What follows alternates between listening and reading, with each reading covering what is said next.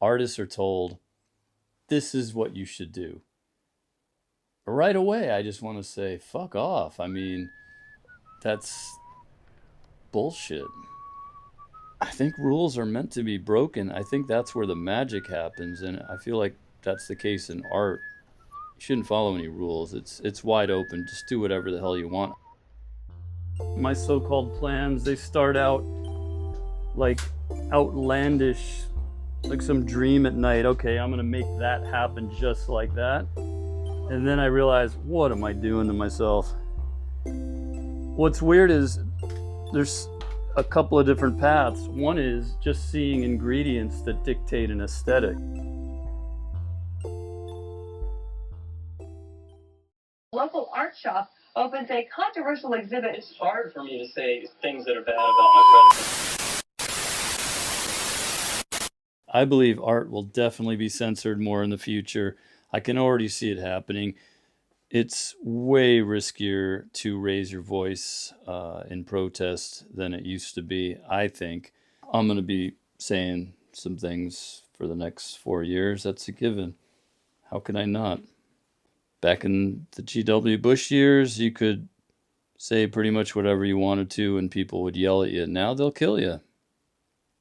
I don't think that's going to stop me from saying things, but I will probably do it more carefully and in a covert manner.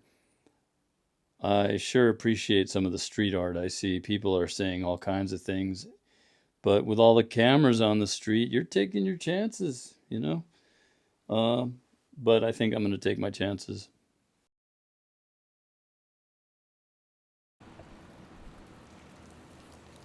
I think I made a promise to myself to never do an on-camera or even a radio interview again, ever, ever. That year was probably 2014, and I haven't done anything since then. So this is it, and man, just treat me well. You're agreeing not to show my face, is that right? My name is Dan LeVin. I'm an artist in Santa Barbara, California. When I was, I don't know, 3, 4, I was drawing all the time.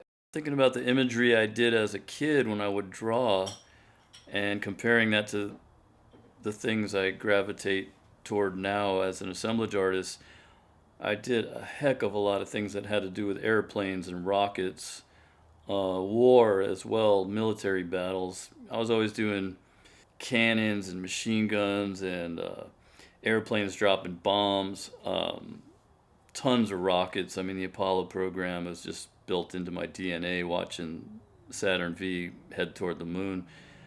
I see that in my work all the time. If I go into other areas in my work, sooner or later I come back to rockets and planes or war. It's just a subject that I hit quite often. Maybe, as I say that, I'm thinking nature as well, because I used to draw flowers. I remember my brothers were older than me, and I kept seeing all these hippie power flower stickers. So I would draw flowers all the time, and sometimes I put flowers in my assemblage work. My dad once asked me, what do I want to be when I grow up? I said I want to be a hippie pilot. Later on, when I was older, my dad said, don't follow me and your brothers into music, you might starve. And I said, well, okay, I'll be an artist. I think that it stayed with me all through junior high, high school, and when I got to college, I didn't know what it meant really to be an artist. When I was younger, I didn't consider myself an artist just because I was doing art. It was just an outlet, something I did, and then I pursued it as a career or part-time career while I was doing the commercial art, the graphic design. And even though I was still doing graphic design to pay the bills mostly, sales were definitely starting to happen with the real art. And I think that once I got in some larger galleries, one in San Francisco, one in LA, actually one of the larger galleries in Santa Barbara helped me feel like, yeah, now I know where I'm heading. Um, in London, I was also in a gallery in Sydney. They were just, one piece in a group show, but it still felt like, wow, I mean, I think maybe I have a chance at this.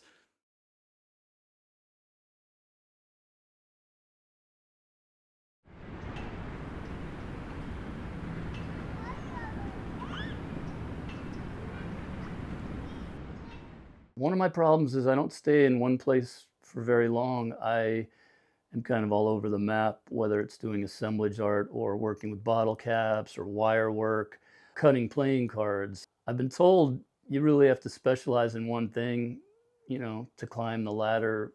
I just can't do it. What is assemblage art? I reckon it's all about putting objects together to make a singular piece, whether it's other pieces you make or pieces you find on the street or on the beach, in a thrift store, getting them on eBay, antique store, oh yeah, and the all-important garage sale.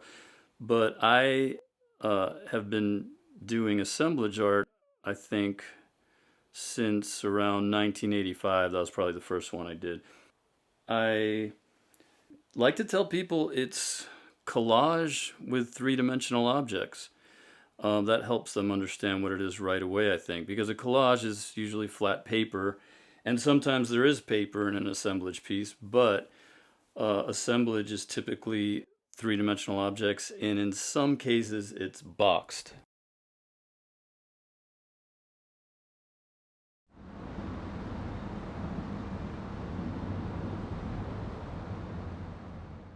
Balanced wire work, where the ambient air movement in a room hopefully creates movement if you do the balance right. I definitely am intrigued by the theories, the principles of the balance in a mobile. It's tricky. One thing you start realizing is you have to work backwards from where you think you would have to work, and that is usually from the bottom up. You're starting with one piece or two, you get them balanced, and you work up toward the top tiers or rows, and one small adjustment can throw the whole thing off. That's where it gets really frustrating. If you try to balance a piece that's near the top, it can throw the whole thing off.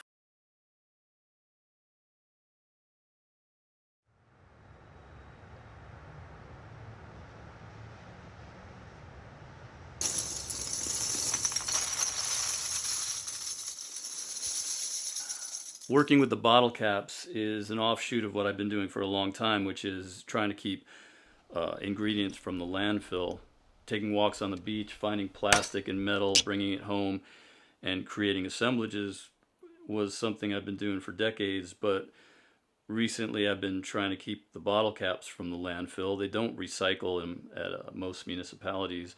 It's a mission for me to just keep things from the landfill. I just can't stand how much we throw out, all the one-use plastic and all that. These bottle caps have silicone washers in them to keep the seal. I am guessing that's why they don't recycle them. It would be too difficult to rip that silicone washer out of each bottle cap.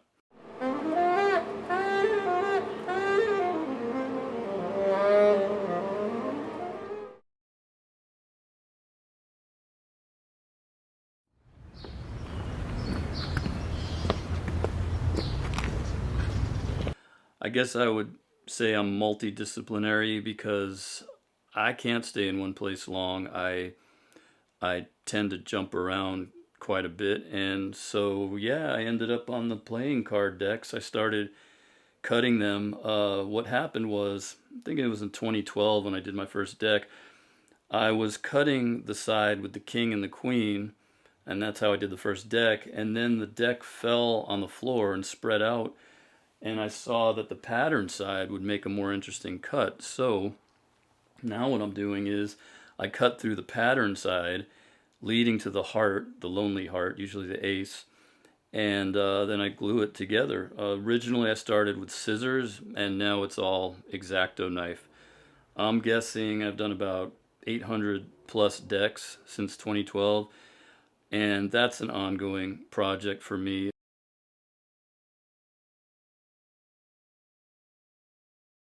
I'm not good at the words, man. Words have never been my thing.